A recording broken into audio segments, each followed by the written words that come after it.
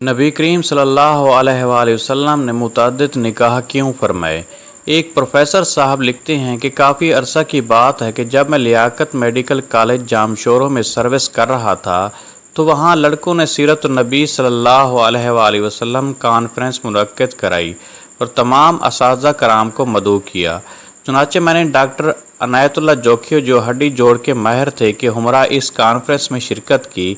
इस नशिस्त में इस्लामियात के एक लेक्चरार ने हजूर अक़दस सल्लल्लाहु अलैहि वसल्लम की प्राइवेट ज़िंदगी पर मुफस्सल बयान किया और आपकी एक एक शादी की तफसील बताई कि ये शादी क्यों की और इससे उम्मत को क्या फ़ायदा हुआ।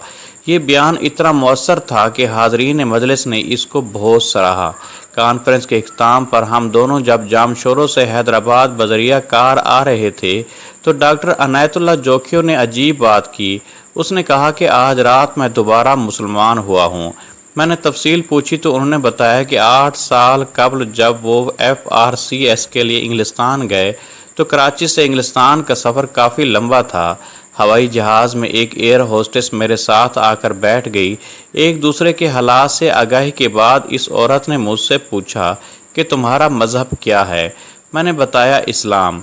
हमारे नबी सल्लल्लाहु अलैहि वसल्लम का नाम पूछा। मैंने हज़रत मोहम्मद सल्लल्लाहु अलैहि वसल्लम बताया।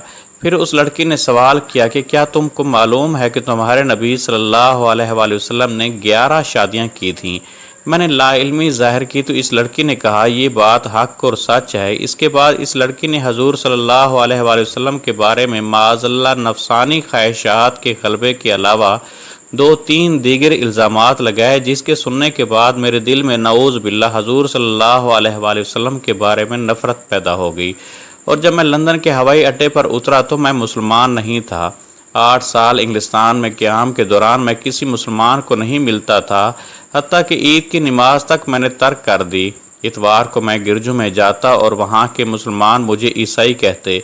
जब मैं 8 साल बाद वापस पाकिस्तान आया तो हड्डी जोड़ का माहिर बनकर लियाकत मेडिकल कॉलेज में काम शुरू किया। यहाँ भी मेरी वही आदत रही। आज रात इस लेक्चरार का बयान सुनकर मेरा दिल साफ़ हो गया और मैंने फिर से कलमा पढ़ा है।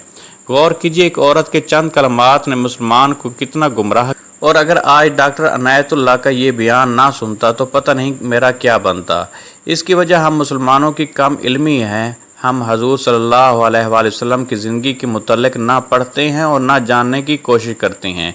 कई मीटिंग्स में जब कोई ऐसी बात करता है तो मुसलमान कोई जवाब नहीं देते, टाल देते हैं, जिससे एतराज़ करने वालों के हौसले बुलंद हो जाते हैं। इसलिए बहुत अहम है कि हम इस मौजू का मुताला करें और मौका पर हकीकत लोगों को बताएं। मैं एक दफ़ा बहावलपुर से मुल्तान बजरिया बस सफ़र कर रहा था कि एक आदमी लोगों को हजूर सल्लल्लाहु अलैहि वसल्लम की शादियों के बारे में गुमराह कर रहा था। मैंने उससे बात शुरू की तो वो चुप हो गया और बाकी लोग भी इधर उधर हो गए। लोगों ने हजूर सल्लल्लाहु अलैहि वसल्लम की इज़्ज़त और नामूस की खातिर जानें कुर्बान की हैं। क्या हमारे पास इतना वक्त नहीं कि हम इस मौजू के चीदा चीदा नुकात को याद कर लें और मौका पर लोगों को बताएं। इस बात का एहसास मुझे एक दोस्त डॉक्टर ने दिलाया जो इंग्लिस्तान में होते हैं और यहाँ एक जमात के साथ आए थे। इंग्लिस्तान में डॉक्टर साहब के काफ़ी दोस्त दूसरे मज़ाहिब से ताल्लुक़ रखते थे। वो इनको इस मौजू पर सही मालूमात फराहम करते रहते हैं। उन्होंने चीदा चीदा नुकात बताए जो मैं पेशे खिदमत कर रहा हूँ। इतवार के दिन डॉक्टर साहब अपने दोस्तों के ज़रिए गिरजा घर चले जाते हैं। वहाँ अपना तारुफ और नबी करीम सल्लल्लाहु अलैहि वसल्लम का तारुफ कराते हैं। ईसाई लोग ख़ासकर मस्तूरात आपकी शादियों पर एतराज़ करती हैं। डॉक्टर साहब जो जवाबात देते हैं वो मदरजा झैल हैं। नंबर 1, मेरे प्यारे नबी सल्लल्लाहु अलैहि वसल्लम ने आलम शबाब में यानी 25 साल की उम्र में एक सन रसीदा बेवा खातून से हज़रत खतीजा रज़ी अल्लाह अन्हा से शादी की। हज़रत खतीजा रज़ी अल्लाह अन्हा की उम्र 40 साल की थी और जब तक हज़रत खतीजा रज़ी अल्लाह अन्हा ज़िंदा रहीं आपने दूसरी शादी नहीं की। 50 साल की उम्र तक आपने एक बीवी पर कनात किया। अगर किसी शख्स में नफसानी ख्वाहिशात का गलबा हो तो वो आलम शबाब के 25 साल एक बेवा खातून के साथ गुजारने पर इक्तफा नहीं करता। हज़रत खतीजा रज़ी अल्लाह अन्हा के वफ़ात के बाद मुख्तलिफ़ वजूहात की बिना पर आप सल्लल्लाहु अलैहि वसल्लम ने निकाह किए। फिर इस मजमा में डॉक्टर साहब ने सवाल पूछा कि यहाँ बहुत से नौजवान बैठे हैं, आप में से कौन जवान है जो 40 साल की बेवा से शादी करेगा। सब खामोश रहे। ڈاکٹر صاحب نے ان کو بتایا کہ نبی کریم صلی اللہ علیہ وآلہ وسلم نے یہ کیا ہے۔ پھر ڈاکٹر صاحب نے سب کو بتایا کہ جو 11 شادیاں آپ صلی اللہ علیہ وآلہ وسلم نے کی ہیں سوائے ایک کے، باقی سب بیوگان تھیں۔ یہ سن کر سب حیران ہوئے۔ پھر مجمع کو بتایا کہ جنگ احد میں 70 صحابہ رضی اللہ عنہم شہید ہوئے، نصف سے زیادہ گھرانے بے آسرا ہو گئے، بیوگان اور یتیموں کا کوئی سہارا نہ رہا۔ اس مسئلہ کو حل کرنے کے لیے نبی کریم صلی اللہ علیہ وآلہ وسلم نے اپنے صحابہ رضی اللہ عنہم کو بیوگان سے شادی کرنے کو کہا۔ لوگوں کو ترغیب دینے کے لیے آپ صلی اللہ علیہ وآلہ وسلم نے حضرت سودا رضی اللہ عنہا، حضرت ام سلمہ رضی اللہ عنہا اور حضرت زینب بنت خزیمہ رضی اللہ عنہا سے مختلف اوقات میں نکاح کیے۔ آپ کی دیکھا دیکھی صحابہ کرام رضی اللہ عنہم نے بیوگان سے شادیاں کی، جس کی وجہ سے بے آسرا خواتین کے گھر آباد ہو گئے۔ عربوں میں کثرت ازواج کا رواج تھا۔ دوسری شادی کے ذریعے قبائل کو قریب لانا اور اسلام کے فروغ کا مقصد آپ صلی اللہ علیہ وآلہ وسلم کے پیش نظر تھا۔ ڈاکٹر صاحب نے بتایا کہ عربوں میں دستور تھا کہ جو شخص ان کا داماد بن جاتا اس کے خلاف جنگ کرنا اپنی عزت کے خلاف سمجھتے۔ ابو سفیان رضی اللہ عنہ اسلام لانے سے پہلے حضور صلی اللہ علیہ وآلہ وسلم کے شدید ترین مخالف تھے، مگر جب ان کی بیٹی ام حبیبہ رضی اللہ عنہا سے حضور صلی اللہ علیہ وآلہ وسلم کا نکاح ہوا تو یہ دشمنی کم ہو گئی۔ ہوا یہ کہ ام حبیبہ رضی اللہ عنہا شروع میں مسلمان ہو کر اپنے مسلمان شوہر کے ساتھ حبشہ ہجرت کر گئیں۔ وہاں ان کا خاوند نصرانی ہو گیا۔ حضرت ام حبیبہ رضی اللہ عنہا نے اس سے علیحدگی اختیار کی اور بہت مشکلات سے گھر پہنچی۔ حضور صلی اللہ علیہ وآلہ وسلم نے ان کی دل جوئی فرمائی اور بادشاہ حبشہ کے ذریعے ان سے نکاح کیا۔ حضرت جویریہ رضی اللہ عنہ کا والد قبیلہ مسلک کا سردار تھا۔ یہ قبیلہ مکہ مکرمہ اور مدینہ منورہ کے درمیان رہتا تھا۔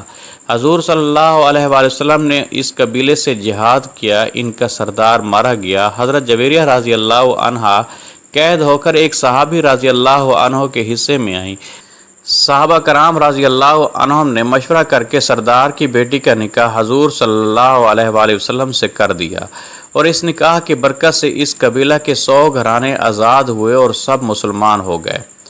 خیبر کی لڑائی میں یہودی سردار کی بیٹی حضرت صفیہ رضی اللہ عنہ قید ہو کر ایک صحابی رضی اللہ عنہ کے حصے میں آئیں۔ صحابہ کرام رضی اللہ عنہ نے مشورے سے ان کا نکاح حضور اکرم صلی اللہ علیہ وآلہ وسلم سے کرا دیا۔ اسی طرح میمونہ رضی اللہ عنہا سے نکاح کی وجہ سے نجد کے علاقے میں اسلام پھیلا۔ ان شادیوں کا مقصد یہ بھی تھا کہ لوگ حضور صلی اللہ علیہ وآلہ وسلم کے قریب آ سکیں، اخلاق نبی کا مشاہدہ کر سکیں تاکہ انہیں راہ ہدایت نصیب ہو۔ حضرت ماریہ رضی اللہ عنہا سے نکاح بھی اس سلسلے کی ایک کڑی تھا۔ آپ پہلے مسیحی تھیں اور ان کا تعلق ایک شاہی خاندان سے تھا۔ ان کو بعض نتینی بادشاہ شاہ مکوکس نے بطور ہدیہ کے آپ صلی اللہ علیہ وآلہ وسلم کی خدمت اقدس میں بھیجا تھا۔ حضرت زینب بنت جہش رضی اللہ عنہا سے نکاح متبنی کی رسم توڑنے کے لیے کیا۔ حضرت زید رضی اللہ عنہ حضور صلی اللہ علیہ وآلہ وسلم کے متبنی یعنی منہ بولے بیٹے کہلائے تھے۔ ان کا نکاح حضرت زینب بنت جہش رضی اللہ عنہا سے ہوا۔ مناسبت نہ ہونے پر حضرت زید رضی اللہ عنہ نے انہیں طلاق دے دی تو حضور صلی اللہ علیہ وآلہ وسلم نے نکاح کر لیا اور ثابت کر دیا کہ متبنی ہرگز حقیقی بیٹے کے ذیل میں نہیں آتا۔ اپنا کلام جاری رکھتے ہوئے ڈاکٹر صاحب نے بتایا کہ علوم اسلامیات کا سرچشمہ قرآن پاک اور حضور اقدس صلی اللہ علیہ وآلہ وسلم کی سیرت پاک ہے۔ آپ صلی اللہ علیہ وآلہ وسلم کی سیرت پاک کا ہر ایک پہلو محفوظ کرنے کے لیے مردوں میں خاص کر اصحاب صفہ رضی اللہ عنہم نے بڑھ چڑھ کر حصہ لیا، اور تم اس کام کے لیے ایک جماعت کی ضرورت تھی۔ ایک صحابیہ سے کام کرنا مشکل تھا۔ اس کام کی تکمیل کے لیے آپ صلی اللہ علیہ وسلم نے کئی نکاح کیے۔ آپ نے حکماً ازواج مطہرات رضی اللہ عنہن کو ارشاد فرمایا تھا کہ ہر اس بات کو نوٹ کریں جو رات کے اندھیرے میں دیکھیں۔ حضرت عائشہ رضی اللہ عنہا جو بہت ذہین، زیرک اور فہیم تھیں، حضور صلی اللہ علیہ وآلہ وسلم نے نسوانی احکام و مسائل کے متعلق آپ کو خاص طور پر تعلیم دی۔ حضور اقدس صلی اللہ علیہ وآلہ وسلم کی وفات کے بعد حضرت عائشہ رضی اللہ عنہا 48 سال تک زندہ رہیں اور 2210 احادیث آپ رضی اللہ عنہ سے مروی ہیں۔ صحابہ کرام رضی اللہ علیہم اجمعین فرماتے ہیں کہ جب کسی مسئلے میں شک ہوتا تو حضرت عائشہ رضی اللہ عنہ کو اس کا علم ہوتا۔ اسی طرح حضرت ام سلمہ رضی اللہ عنہ کے روایت کی تعداد 368 ہے۔ ان حالات سے ظاہر ہوا کہ ازواج مطہرات رضی اللہ عنہن کے گھر عورتوں کی دینی درسگاہیں تھیں، کیونکہ یہ تعلیم قیامت تک کے لیے تھیں اور ساری دنیا کے لیے تھیں، اور ذرائع ابلاغ محدود تھے، اس لیے کتنا جانفشانی سے یہ کام کیا ہوگا اس کا اندازہ آج نہیں لگایا جا سکتا۔ آخر میں ڈاکٹر صاحب نے بتایا کہ یہ مذکورہ بالا بیان میں گرجوں میں لوگوں کو سناتا ہوں اور وہ سنتے ہیں، باقی ہدایت دینا تو اللہ تعالیٰ کے ہاتھ میں ہے۔ اگر پڑھے لکھے مسلمان ان نکات کو یاد کر لیں اور کوئی بدبخت حضور صلی اللہ علیہ وآلہ وسلم کی ذات پر حملہ کرے تو ہم سب اس کا دفاع کریں۔